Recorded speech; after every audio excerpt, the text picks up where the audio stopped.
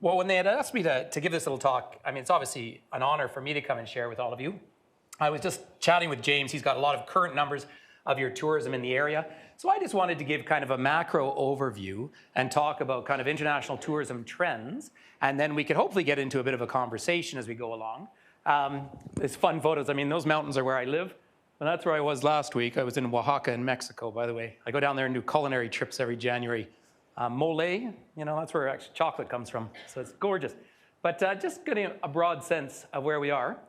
Tourism employs somewhere around 10% of the world's population, making it the largest industry. However, it never acts like a single industry because whoever's coming to visit, it's all the small business that are associated around it. Right? That's why tourism is both a huge goal, and it's actually two goals. One is just an economic driver, and one is the language of lifestyle. And that's what I want to chat with you a little bit about as well, because it's important. You can use tourism development as actually an improvement to local lifestyle, but with the goal of increasing either visitation or staying home. And Michigan's going after that right now. Because you're a state that is losing some population. They're trying to encourage people to stay. There's great examples around the world. And I like to give one from home. Are you hockey fans? You got to be hockey fans, yeah. So I'm a Flames guy, which is a little bit like cheering for the Titanic. But up north of me are the Oilers. And Edmonton is the most northerly big city in North America. It's also one of the coldest cities in the world. And it's a place that people will go away from. They now run so many festivals there that they're no longer even a tourism attraction because people buy tickets locally and stay home. Right? So that's another model of that kind of development. Very different from the famous national parks. Talk about mine, but Yellowstone as well is breaking every record. I mean, so much so. When I do tours in Yellowstone now in the summer, I say to the groups, hey, we're leaving at 6 a.m. Otherwise, you're not stopping to see anything. Right? So, you know, just a reality of it. So, I love this, by the way. Mount Everest. Where's my friend Alexa? She put this up here for me. Is that the highest point on planet Earth? I just lies, damn lies, and statistics. That is the highest mountain on planet Earth, unless you're counting under the sea. But the highest point on the planet, or the closest to the sun, is actually in Ecuador. It's called Chimborazo. And that's because the Earth is wider in the middle and narrow at top. I just love the fact that you can play these games, and they all give you different things to promote. But what is tourism? What people do when they visit a place outside their usual environment. Makes sense, right? Again, this is the World Tourism Council. We could all come up with different definitions, but I think we all have a sense of what it is. But if you're talking about economic development, you need to really look at what you're trying to define, because it does matter. I mean, I care a lot more about overnight stays if I'm looking at economic development. Now, with my own tours, that's one thing, but I find because I do so many growth statistics in Canada, we have to take Niagara Falls out, because so many people from that New York area go over for the day. And so it's a totally different statistic, even though they are tourists, versus someone who comes and stays for 3 nights, because that's where your money's changing. Further than the traveler's regular environment. Seems pretty fair. I like these. They're simple little things.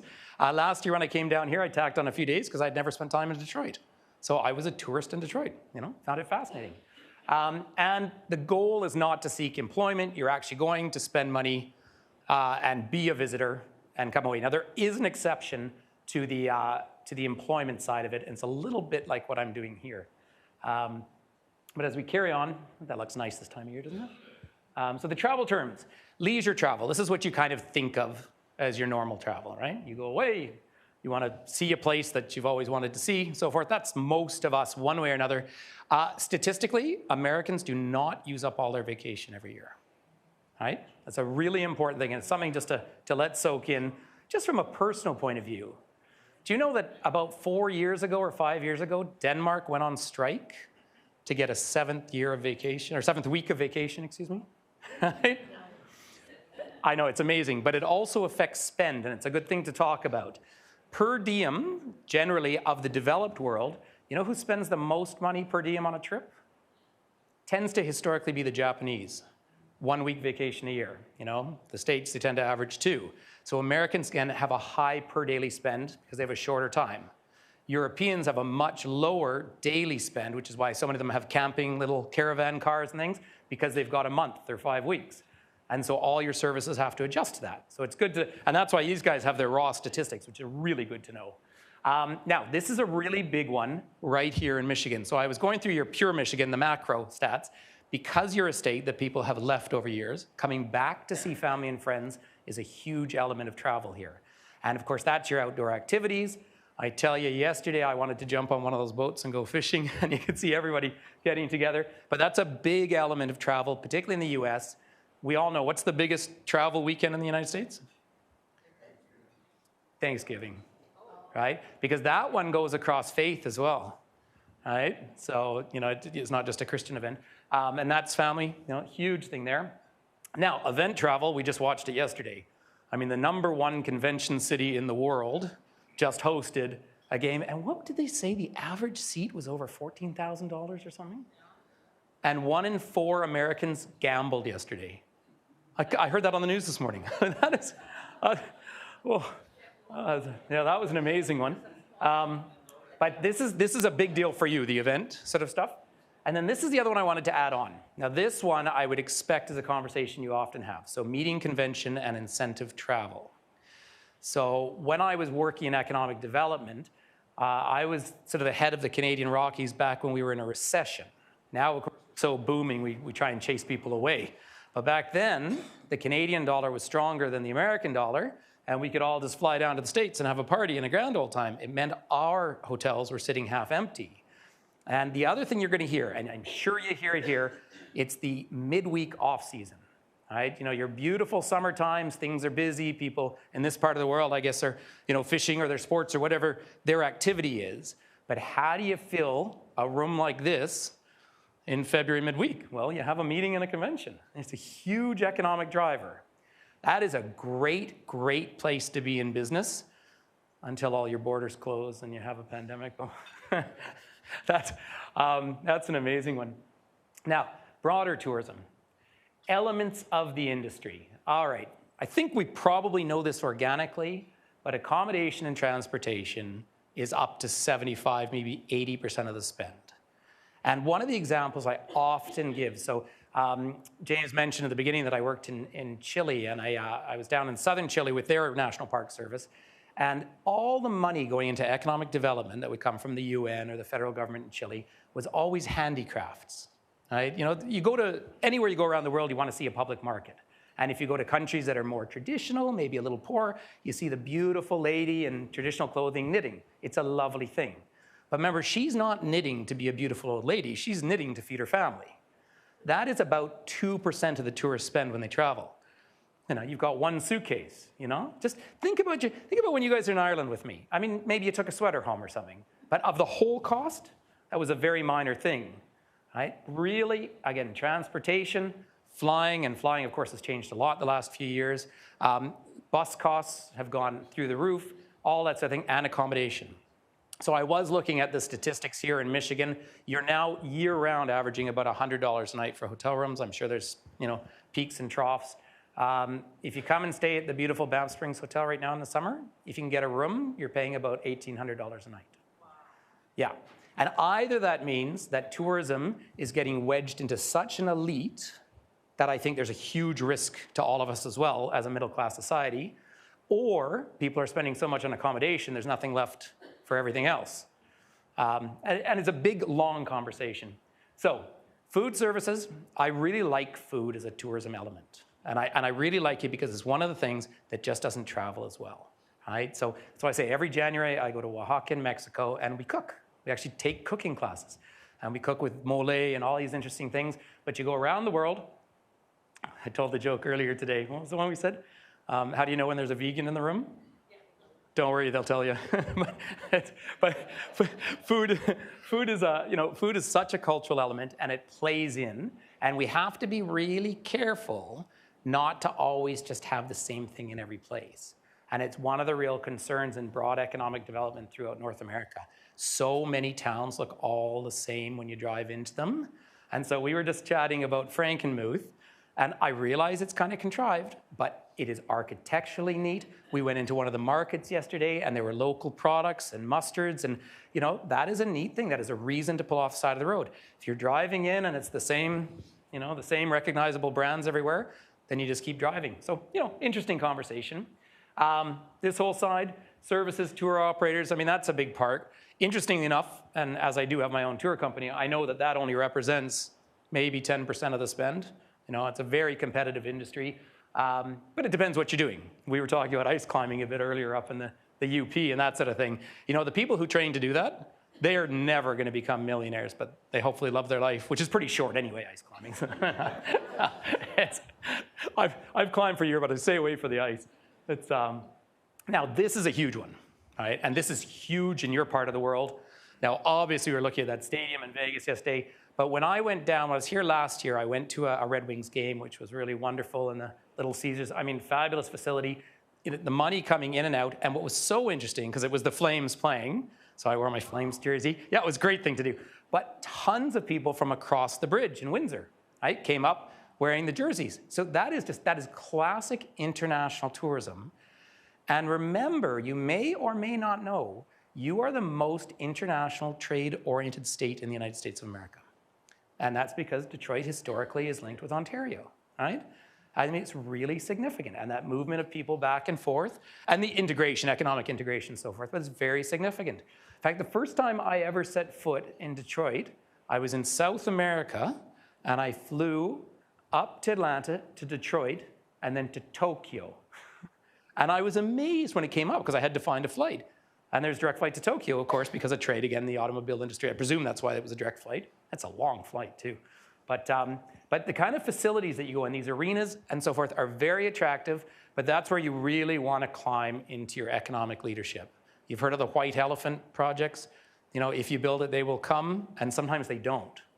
And then you're stuck with something big and ugly and expensive and usually needs to be bailed out. So that is a big, complicated thing to do. And I think whenever with your CVBs or your DMOs, your destination marketing organizations, your economic development, you really want to decide if you go down that route. You know, this university, when I had a tour of it last year, I mean, the sporting facilities are fantastic, and that's a huge driver. So obviously it strikes me as a good choice. But if you're not going to have those events, oh my good, you can waste a lot of money and change the landscape of your environment. So, I know, interesting thing to look at. But all of this is your overwhelming majority of your spend. But what are we missing? I mean, you get your hotels, you get your restaurants. You need the attraction. And this is just a fun game to play. Just keep your eye on the time. That's great. The attraction is a fun one. So that is the most visited city on planet Earth. Still to this day, again, you have to play with the stats, but of international travel, Paris is still #1. Incidentally, the Parisians are not rude. They have a reputation, and they're not. They're very formal people, right? And I always just like to mention this because whenever I go over to France, I went to university in France, but the windows of your shops are designed so you can see what's in the shop. When you go in, it means you want service. And that's where you can have, because we have that very relaxed way you go in and just look through the clothes and walk out. That's that old thing of the Parisians are rude. No, they're formal. So you're at the window, it looks nice. You go in, bonjour, madame, you say hello, you greet each other, and then you get service and leave. And the thank you is important. So that's the cultural element. But the point is, anyone who goes to France for the very first time in their life wants to take a picture of that. They may well even want to line up for 2.5 hours and go through security to go up it. And then you go down it. Right? Do you remember? Who was the writer? Is it? One writer, I'm trying to remember his name now, but said that he loved to dine at the top of the Eiffel Tower because it was the only place in the city where he didn't have to see it.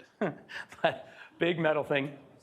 By the way, if you go to Paris, you can go up to the top of Galerie Lafayette, the big department store, for free, and you get a better photo. Insider knowledge. But that one thing, makes some money, but I bet you it's offset by the amount of security and everything around. But that is so recognizable, right? And we all know that. And you'll have that draw. And it's a good game to play. Now let's try the next one. Where's that? Machu Picchu, yeah? The lost city of the Incas. Ayayanchu. That's hello in their language, the Quechua language. That is the #1 draw to South America. Do you know it's not the only lost city of the Incas? They're all through the mountains. That was literally put in a magazine in the 1970s with the title Lost City of the Incas. And now it's one of the most recognized, was the #1 most recognizable site in South America. Who is the biggest economic winner from Machu Picchu itself. In Peru, obviously it's in Peru. The number one winner is Lima's International Airport. Right? They keep talking about building a bigger airport up in Cusco. They haven't done it for everything from corruption to Lima trying to block it. But just about anyone who goes there will have come down through Lima. And they go through Lima, and you're not driving up there. It's a 1-hour flight to get up to Cusco. But the drive is about 23 hours with the mountains. So it's pretty wild. So you fly up, and then you get there by train. I have hiked the Inca Trail, but about 89% of visitors get there by train. And the trains are political as well because they're owned by a Chilean company. But really, they control all the numbers to come in. It is as magical as it looks. You should go in your life.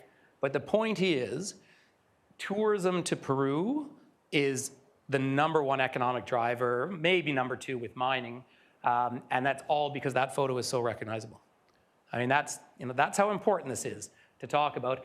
Last time I was in Peru was December last year, so 14 months ago, and I lived in Cusco for a year, but I was up visiting friends, climbing, doing went down to Lima, and they had a coup. They overthrew the government. You know what happened up here? The people who live in this area supported the president who was overthrown. They blocked all the roads, and all my friends who worked in tourism couldn't pay their rent. So that's another element we want to get into, but we'll just play with these fun attractions. Where's that? Australia. And what's it called? Years ago, you would have grown up knowing it as Ayers Rock. It's now called Uluru, which is what it was called for 40,000 years with the Aboriginal people, the indigenous people. That is, if it looks like it's the middle of nowhere, it's actually further than the middle. It is, you fly all the way into Alice, you drive for 6 hours on dead flat. I mean, the reason why people say in Australia you go out to the bush, they see a bush. There's one, and then it's the oldest, most stable continent in the world, and there's like one bush there. But that rock, from a geology point of view, is fascinating. It's actually a huge wedge thing that's been thrust up. It's about 3 times its size. But that one photograph, whenever you see an image of Australia, you see that. And to this day, I have not been to that rock. I've been to Australia about 10 times because I just have never decided I'm going to spend the money. But I tell you what, when I think of Australia, I can put that up, or you can put the Opera House in Sydney, right? Coming back to our South America example, you think of the other real attractions, the Galapagos Islands, right? They control all the numbers getting there. And of course, the Statue of Christ in Rio, Yeah. But I mean, there's an entire continent to visit, yet you kind of have these 3 images, right? And that's what they play on. That's where your promotional groups really do your vertical integration for you, right? They set that up and you try and build down below. If you get taken over by one element, then you're not gonna be consistent. That's home. And I mention that is home as well because that lake now, Moraine Lake, the road is only open 4 months a year anyway. So we cross-country ski on the road, but there's an avalanche chute, so they can't open it in the winter. And now in the summer, they've banned cars. And they have a shuttle, but you have to book the shuttle months in advance. Yet everyone knows that, and they all want to come see those lakes, So that again, and so in Canadian tourism, we always talk about the 3 M's, Mounties, Moose, and Mountains. Do you know, by the way, the gold rush in Yukon, the Klondike Gold Rush? You've heard of the Klondike, of course, but you maybe don't know that's on the Canadian side of the border. So they went from Skagway, Alaska, they walked in, the Mounties controlled the border. And on the Canadian side of that gold rush in 1898, there were only 5 murders. And they caught all 5 murderers. And that's why the Mountie always gets his man. That's the origin of that. And now this is more like your style, right? But these huge events, and what's the place down in Ohio with all of the roller coasters? Yeah, I still want to go there with my son sometime, right? So that's okay. So again, if you do it well, and if you have seasonality worked out, and you have the events, these are massive economic drivers. And as they proved to us in Las Vegas the other day, the spend is incredible. Again, the other side to that is it becomes so inaccessible to normal people, and that is vitally important to us because start to have a look at this. Since the 1950s, that's when we start to see really an emergence of middle class around the world. I know it's very easy for us in the States or North America to kind of think of ourselves, but the fact that after the rebuilding of Europe after World War II, the European Union's home to 550 million people, right? The States is 340 million. Most of those Europeans can afford to travel now. In 1950, most of them could not, right? We've seen the expansion of that middle class in Japan as well, that huge economic boom. China, we really see, although we'll see at the moment. So as you see that expansion, the concept of travel has just grown so much. Now, there's two levels to that as well. One is the idea to afford to travel, and the other element of it is the ease of travel. Ergo, the ease of travel just kept growing exponentially until someone got a cold. Now, but this was major, right? So you can see the pandemic right there, and that is a massive change. And this is where tourism does scare me for anyone that's trying to use it as an economic driver, particularly to bring lower income people out of poverty. And so much of international development is focused particularly on ecotourism. But if your math isn't right, all you're doing is putting out a hopeful message to people who are desperate to earn a living, and it doesn't work. Now look at this. International travel in 2020 dropped 72%.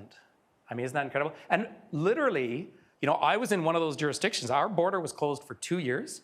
And as James said at the beginning, I started doing virtual trips. Now, and it's just an interesting side note because there is an integrated thing that I'm sure we can come up with this more and more. But I mean, literally, I came back from a trip and I had to go, my flight came up COVID and we didn't know, right? So I had to lock down for 2 weeks and then they closed everything, closed the border between our provinces. They said, don't travel. So it was really fun actually because our ski hills stayed open and no one was on them. So I skied 100 days, but it was tough. Now, our federal government, the Canadian federal government really came through for us. Anyone in tourism or anyone whose job disappeared got $2,000 a month. And it was great in a place like Banff because unemployment was 79%. And a third of our workers are foreign, but they couldn't leave, so they got paid too. But it means when we had to recover, the recovery happened super fast. So that was, and now of course we have to find employees and that sort of thing. But that was an interesting transition. A lot of places, and I'm sure you've seen things that closed down and haven't opened again, right? I mean, we all know about that, but that transition. But let's have another look at this one. I don't know, all of you are a lot younger than me, but I remember this year. What happened there? Sorry? 9/11. So 9/11, I mean, this is one of those events, if you're old enough, you knew exactly where you were. So I had actually just gone back to graduate school, exactly like a week before, in Vancouver, British Columbia. And my alarm used to go off at 6 o'clock in the morning. I had the radio. Well, that was 9 o'clock New York. And so you hear all this news, and I had a TV back then, I turned it on, saw the second plane. And of course, we all had that tragedy, the world's, all of that. But then I went off to school in a state of shock, and I was doing a master's degree. And I had this professor, very well retired, he was just lecturing for the fun of it, and he tracked out what was going to happen. And he said, we're going to have to keep interest rates down so low that it's going to cause an unsustainable housing boom. He predicted the 2008 collapse. It was amazing to see. But this is what travel did. So I had been working in Europe those few years before 2001. I started guiding in '96. And all my friends in Europe couldn't pay their mortgages because travel just died. And then for about 3 years, the actual numbers in the United States still stayed weak. And I don't know if you traveled internationally a lot in those days, but I would fly up to, say, Houston from South America, and I would stand in security for 3 hours, right? They've expedited, but it took them a good 5 years to work through that. So the US became a much less desirable international destination. Now, that changes because there's a counter-cyclical nature that we want to talk about, but that's how long it really took to recover from that time. And then we had the 2008 financial collapse just after this one, and that closed things down again. I mean, that was the housing bubble we all remember. Again, you remember probably in Florida, but Spain was the same thing. All of southern Spain was apartments owned by Northern Europeans, and all the cranes just stopped. And so interesting, though, is in that 2008 is when I was actually writing a thesis on counter-cyclical tourism. What happens when your economy closes down? And then it took me 12 more years, and I actually saw it happen, which was the pandemic. I mean, literally, they stopped the world. And so that's where this staycation idea comes in, right? That's where your local spend, your local market. But it's good. I mean, it's good and it helps your small businesses hopefully be consistent. What it doesn't do is the big infrastructure development and your airports and all the sort of things that are dependent on this trade world. I mean, it's taken us 2 years to come out of the supply chain mess, you know? I mean, it's amazing to think about. So that was a huge transition. So we've seen, just coming back to the higher point, we have seen tourism just blossom as like the #1 global industry. And as much as our world feels a little unstable right now, and it is, it scares me. I mean, I was in Croatia just a few months ago, and 3 people independently said, I don't think we can go, we're too close to Ukraine. I'm like, no, you're safe. But it is meaningful, right? We live in this unstable world, but we still live in a world where there's a good, healthy middle class that can travel. And sometimes we forget how big that is. Have you been to Thailand, anyone? Yeah, get down to that Phuket area. Isn't it stunning to see all the tourists are Russians? And you forget that like Vladivostok has a great big middle class, 250,000 people, and they fly down and do the beach the way we go to Mexico, right? So that's that whole industry that's built around that. So it is so vitally important, but that important disconnect between your small local business that's dependent on the tourist versus these macro events that small business can't control. Yet that small business is so much part of the visitor experience. And again, because we don't have a long time, I don't really want to get into visitor experience and all that. I think those are longer conversations. But we can carry on and talk a little bit about what Americans are thinking. So you have an aging population and people who are retiring with some disposable income. So keep traveling, everybody. but it's fun both internally and internationally. Right? And that's where you climb into some of these raw statistics. I don't know how true it is today, but it used to be that only 35% of Americans had a passport, that sort of thing. And you can pick people's patterns, right? You tend to, when you're younger families, that's when you do your driving trips, you go see the national parks. You know, there's that kind of process, and you feel it. You feel it in places like Yellowstone and Glacier Park and Bar Harbor there. I mean, they're bursting at the seams, right? And then you get to that kind of backpacking age, right? And I know that this university has students who go over on exchanges and they go off. In fact, the other day we were talking to a friend of Sue's son, and he's going off to Italy to study for a month in Sorrento. A pretty cool thing to do. And and he's spending some real money for the experience there. So that's a big part of it. Then your cycle, generally for our kind of slightly higher income, slightly more educated North American, it tends to be after North America, you tend to go to Europe. Then in your 30s-ish, you start to dip your toes into South America, excluding, of course, Mexico. You have to separate into 2 destinations. There's the Cancun. You get off your plane, you're locked into a resort, and there's actually Mexico, And there's a couple of points that are worth making about that as well. But then South America. And then, of course, people are now exploring further afield. Again, you can always go back to Europe. Asia's becoming more popular. Japan, by the way, is becoming a massive destination again at the moment. Do you know why? Partly it was a forbidden fruit as well. It was totally closed for 2 years, but the yen has fallen 30%. So $1 US was 100 yen. Now it's nearly 150. Guess who's running a tour to Japan in October? But it means I can now offer it at a rate that's accessible to people. And that's, again, another factor for all of you economically. Historically, in a state like this, your biggest international market overwhelmingly is Ontario, is Canadians. I mean, obviously. But right now, my little loonie, our currency, yeah, it dives, the loon. It's at 73 cents. So suddenly, where it was so much fun to travel around the States, still love it, but everything costs a lot more, yet it suddenly makes it more appealing for you to cross the border the other way, right? Again, those are little factors that really affect some of the elements. But the fact is, one way or another, people really are interested in travel.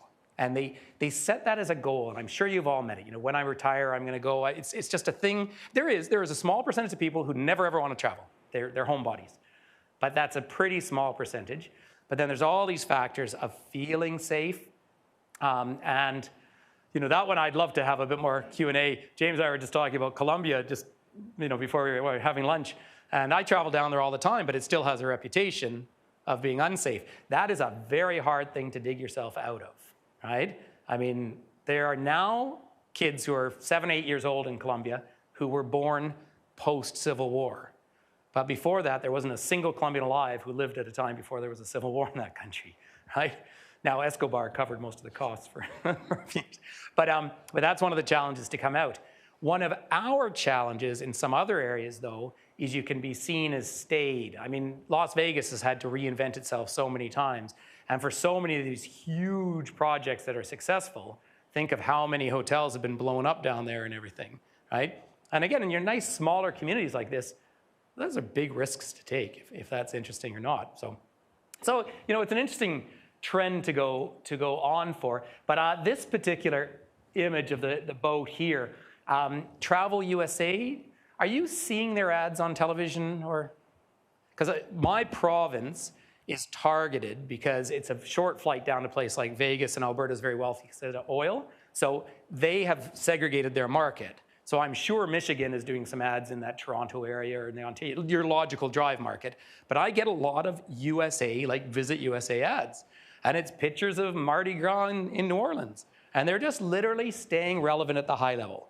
They're just saying to us traveling middle-class Canadians, hey, we're right here, and we've got all sorts of cultural things. And that's where you start to get into that kind of authentic travel idea. And that's where it's kind of fun to have that conversation as well.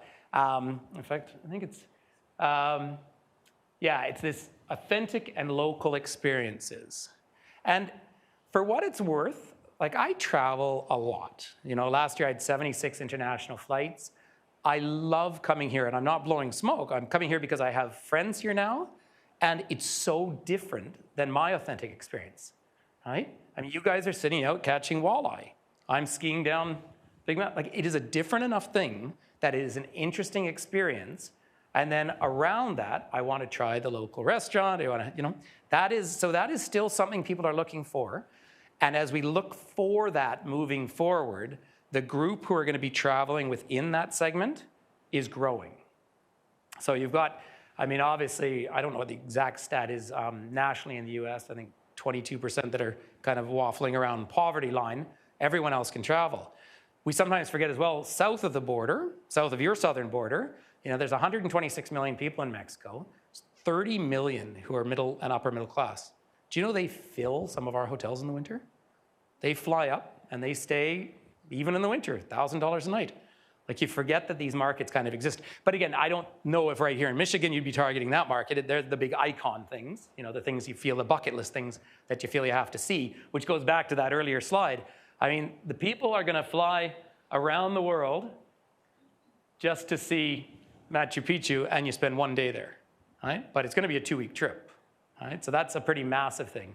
And that's as well, we can get further into it, but that's where kind of consulting and so forth is good, how to best use your time on these sort of trips and the time you have. But it's another conversation for another day.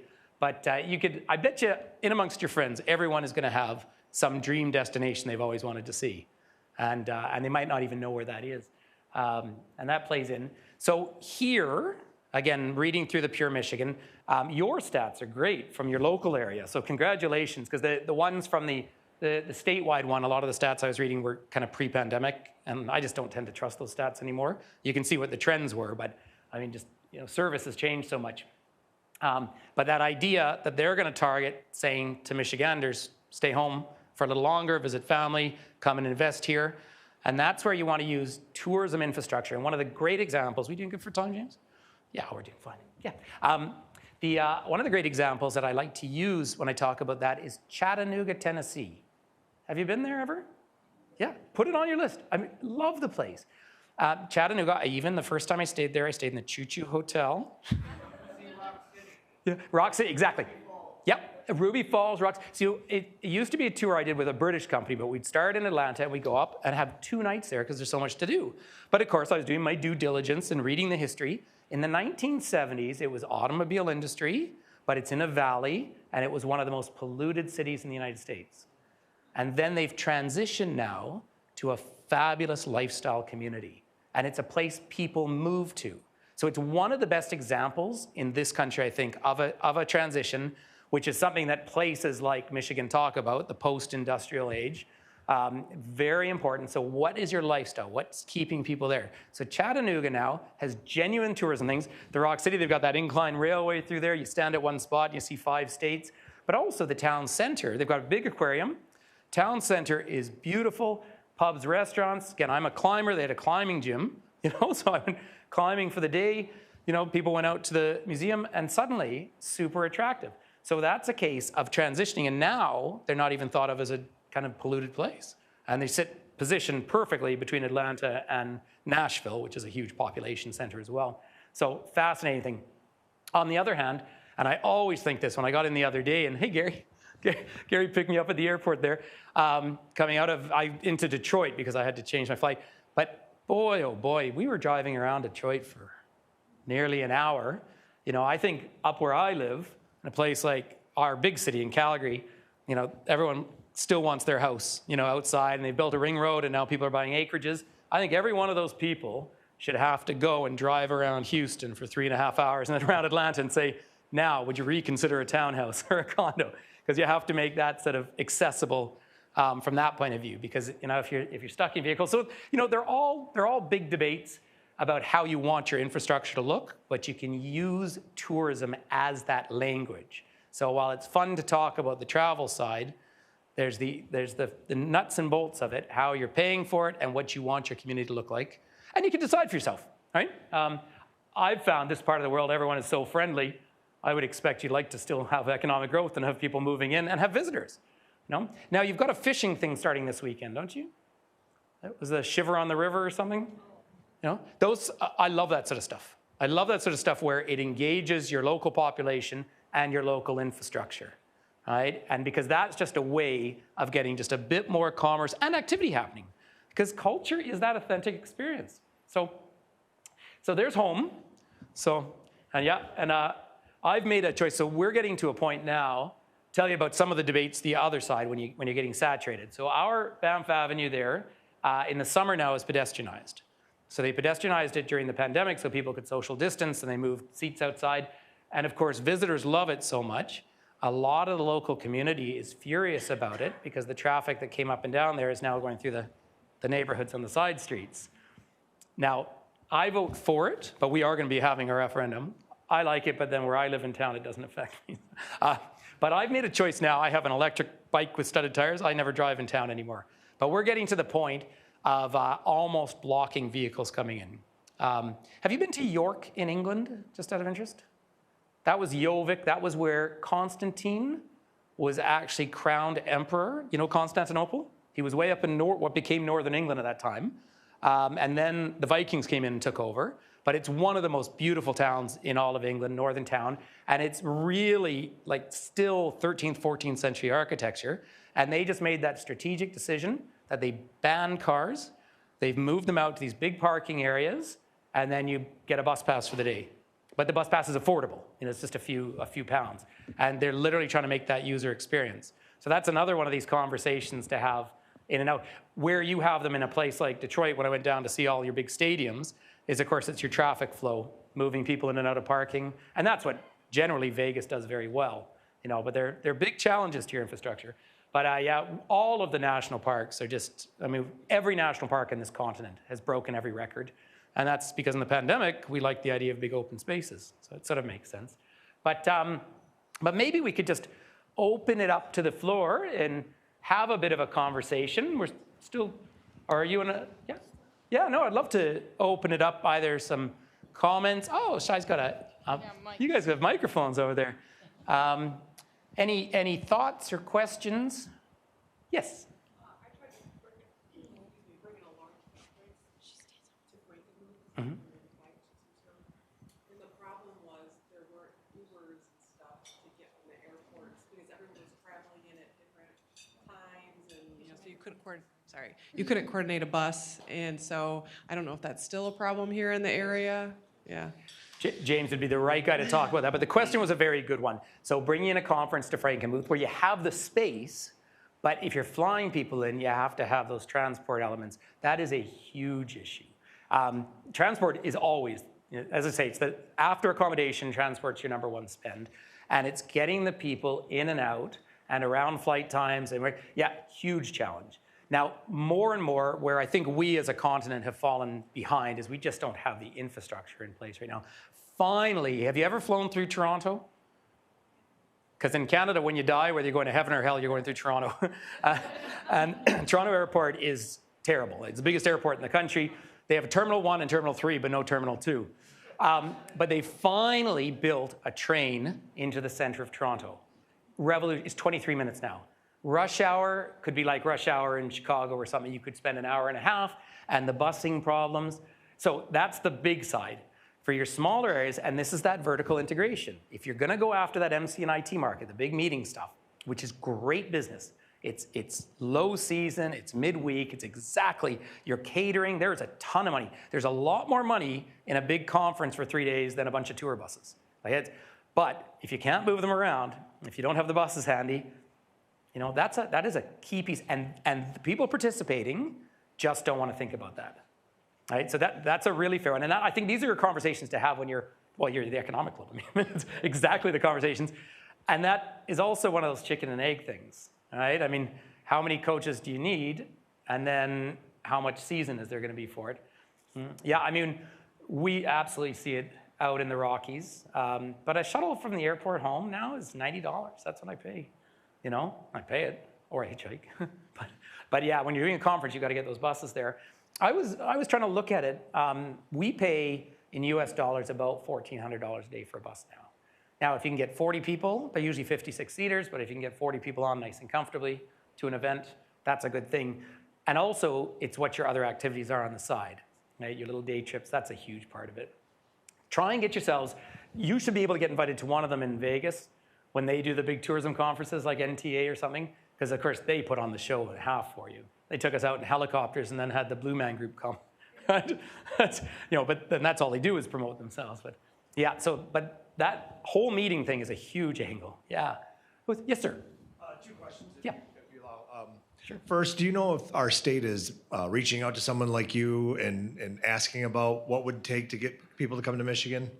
Are they asking people outside of the region? And then second, selfish question, taking a family of 6 to Europe, kids 16 to 6, what do you think? Okay, but they're both great questions. So the first one, in a way, I mean, I have to kind of give it to this university here because Sue came on a trip with me a couple of years ago. I had so much fun with all of these people and come down. And so we are actually putting on Friday and Saturday a introduction to tourism course. There's hospitality in Michigan, but you are a state of 10 million people. Someone should be able to get a degree in tourism.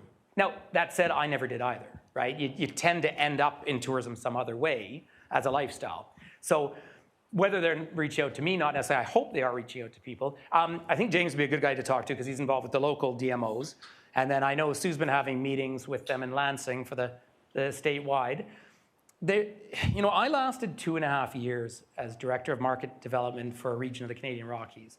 And it was between me either jumping off the highest mountain because I sat on 32 committees. and some people have a lot of energy for that. I was meant to be going and driving, particularly MC and I meetings, and I'd sit down on these committees, and because our funding wasn't like a really clear funding model, I just found it personally so frustrating. My heart goes out to people who can navigate that because it's a real skill. It's wonderful to sit down and get good advice. But I mean, I had the one guy who had read the one report that the future of travel is China, and every time he cornered me. Why aren't we going after the Chinese? Because they only spend $86 a night in a hotel room, and it costs $1 million to get, and I can't afford to, So you do have to find at some political level where the decision is coming from, how you're going to market it. And if they're looking at that staycation kind of model, or they're trying to keep people, then you want to do that kind of development, like the Chattanooga thing, to make living here more appealing. So hopefully that kind of answers, but hopefully they're having those conversations. Family of 6 going to Europe, absolutely 100%. You can drive as well. Another option, what I was telling the young man I met yesterday, is you can get these Eurail passes, right? The train passes, super easy. But are you going to France? Oh, you haven't decided. We could talk after. I mean, there's a million. Last year, though, I took a private trip to France in June, very specific. A lady who lived in Houston but was originally from Kansas City, so I texted her yesterday. But her father, her uncle, was buried in Normandy, landed in Utah Beach. And her 2 grandsons had just turned 18 and 19, and she'd always wanted to take them. So I took her and her daughter, son-in-law, and kids, took them into Paris, and flew in. I got a hotel right in the center, and that didn't matter. I mean, cost quite a lot of money, but we stayed in a nice hotel. I walked them around Paris for 2 days.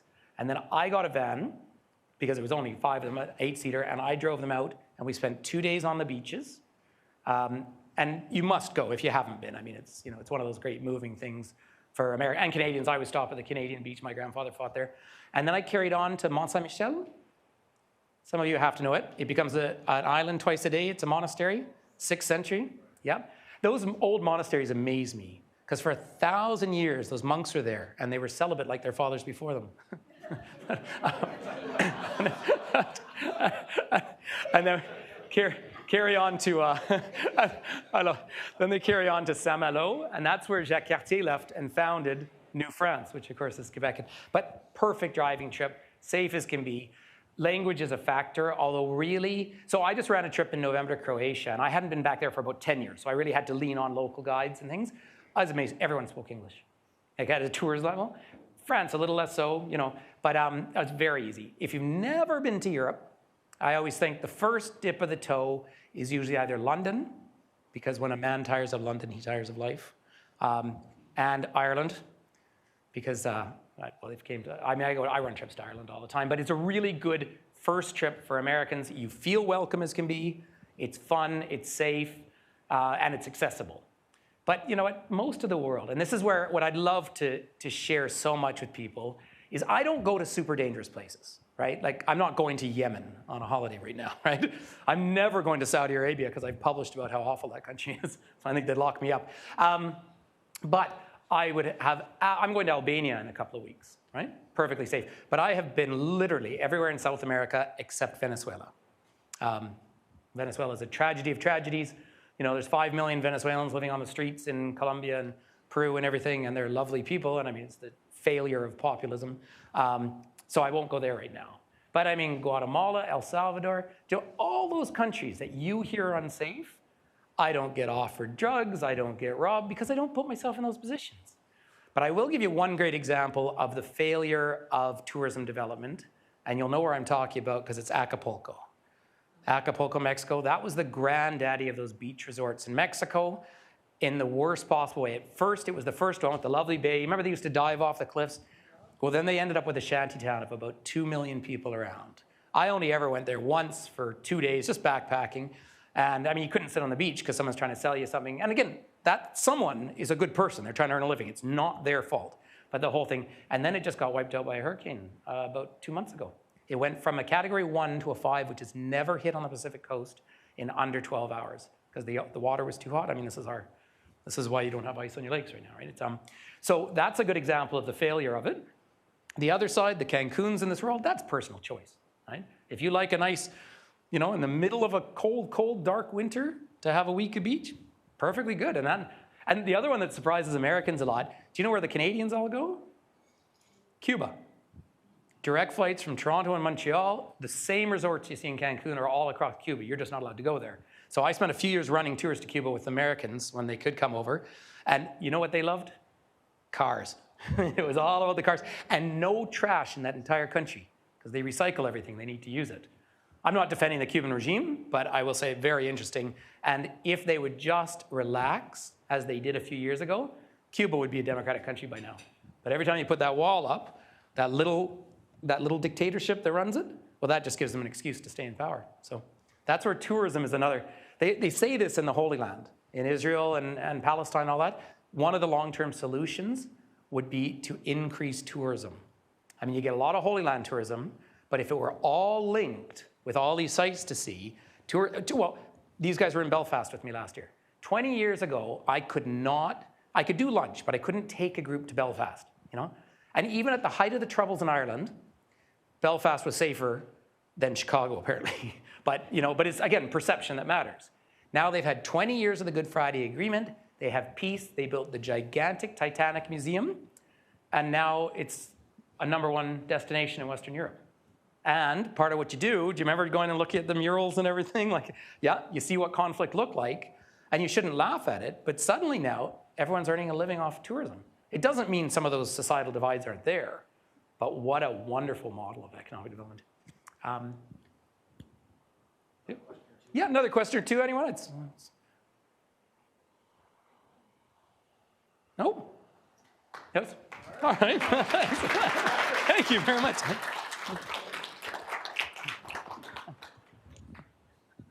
Thanks very much. It's great fun. Thanks so much, everyone, for joining us today, and what an incredible speaker on a great topic. Just two last housekeeping items before we leave. Again, the QR code on each of your tables. We'd love to hear your feedback from today's presentation. Our next meeting is in March, where we have 2 U.S. Congresspersons who's going to come, so that's going to be an exciting event, so mark your calendars for that. Check our website for the dates and all the relevant information. The other is that we will have 2 openings on the Economic Club's Board of Directors, and this is an open call for applications from anyone that's in the business community in the Saginaw Bay or Midland counties. We'd love to hear that. So if there's folks that are perhaps in your Rolodex or maybe you yourself, there's an application on the website. So thank you so much again, and have a great rest of your week.